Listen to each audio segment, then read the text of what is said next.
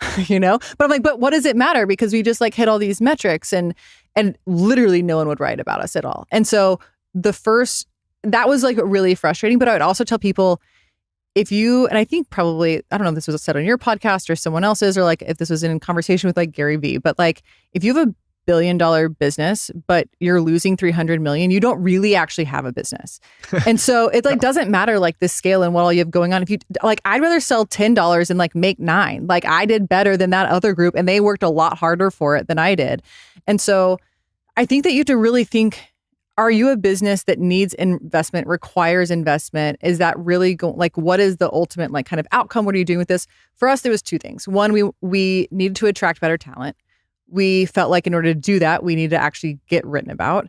And we had ideas that we couldn't fund. So it was like, we can fund like slow growth, but we know exactly where we're going. We know that this works. We've already proven it out. And so we wanted to basically pull our roadmap forward. You knew exactly what the capital was going to be used for. It wasn't like this, hey, I'm going to raise $10 million and like, we'll figure it out along the way. No. Yeah. And you're so right, because so many publications, all they want to write about is the amount invested. And a lot of times, like say they want to write a piece on you, if you won't give them that information, then they don't want to do the piece. And it's like, sometimes it's not beneficial to that founder to give that information. Yeah. And, again, I think that it's such a weird way to justify an exciting business by like the amount of money someone's raised. Right. Because like, it's the thing, like, is the thing working or not? Right.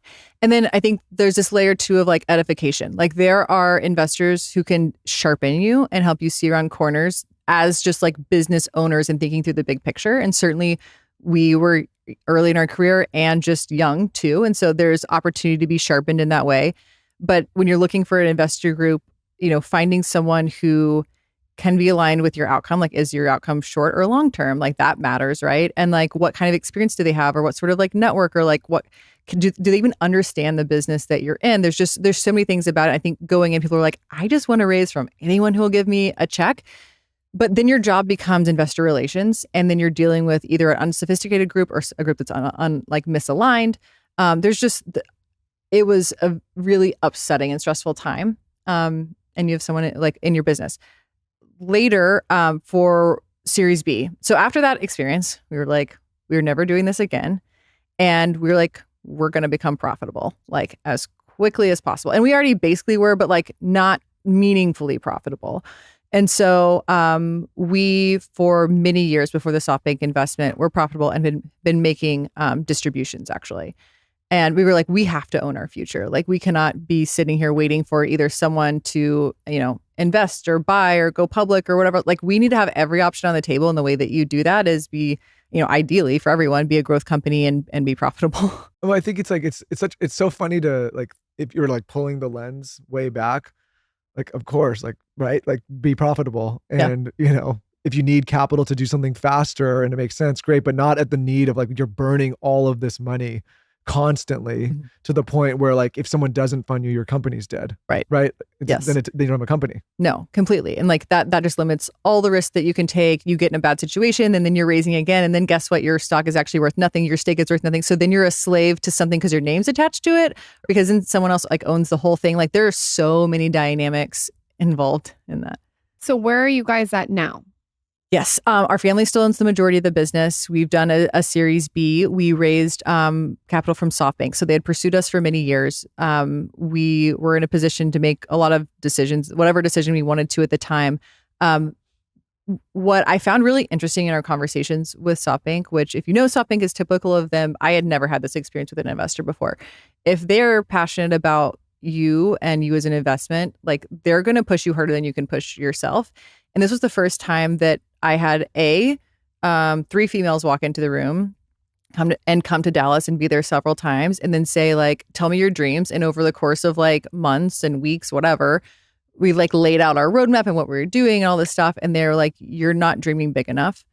And with like a dead serious face. And I was like, wow, everyone has always told me like, this is going to kill you. This is going to take you down. Like, this is not going to work because whatever. And it's just like, you go into that sometimes like wanting to be sharpened the second time, but to actually hear that, I was like, wow. And you guys have seen a lot. So like, let's go. And so they bought into the business. And again, it was like pull roadmap forward. Like we know what we're doing. We know what levers that's going to look like. And so we grew from just over 300 to now 800. And it's, I would say actually just now like April. So that was like December of 21. So basically like 2 years later, it took us all that time to kind of like hire and then like also kind of curate within that hiring, like making sure that these are the right people and this is the right things to be doing. But this month, there's so many products coming online that I'm like, this is what I wanted. Like, this is what I thought having this many people would be like and get to do. And it's just like Christmas every day. So it's, a 14-year overnight success story. Amber, if people want to shop your LTK page with all your beauty, your diet, your clothes, your jewelry, where can they find you? Number one. Yes. So the vast majority of my content, all plus more, is on at Amber Venz Box on LTK. So you can and go I'm at me. Lauren Bostic, so you guys can go look at all. I have every single thing you could possibly want linked there. And if there's someone that's listening that's a micro influencer, a macro influencer that wants to start monetizing through their affiliate links on LTK, can we leave a link in the show notes where they can go apply? Let's do it. And on LTK, you're earning both a transaction revenue, so a commission on all the sales you're making, but also half of our business is the collaborations business. And so we're selling everything from, talking about the right product at the right time to we just actually launched connected TV. You can make commercials for brands there. You can license your brand. Like they're actually, we launched a product last year, even called Marketplace, where you can go in and like actually brands post all the campaigns they've run. You can pitch yourself for them. We've actually tripled the number of campaigns that are running over the last 3 years. And it's already half of the business. And so however you need to monetize your business and to do it like in a really integrated, natural way to the platform, it's on LTK. Also, if you guys like Skinny Confidential products, we are on Shop Skinny Confidential is on LTK. So you can go apply to LTK, get accepted, and then you can go talk about all the Skinny Confidential products you want and make a commission. Amber, where can everyone find you and LTK? So LTK on the App Store, whatever app store that you're using, go download LTK. It stands for Like to Know It, but we've shortened it. And so LTK app. And of course, we're across all social media. And then for me, socially, I'm on Instagram and LinkedIn, both at Amber Venz Box. And then really, if you actually want to see what's really happening in my life and on an up-to-date basis, it's all on my LTK. Thank you for doing this. Thank you for coming Long on. time coming. Go read the blog post that I did on Amber. It's a vintage one.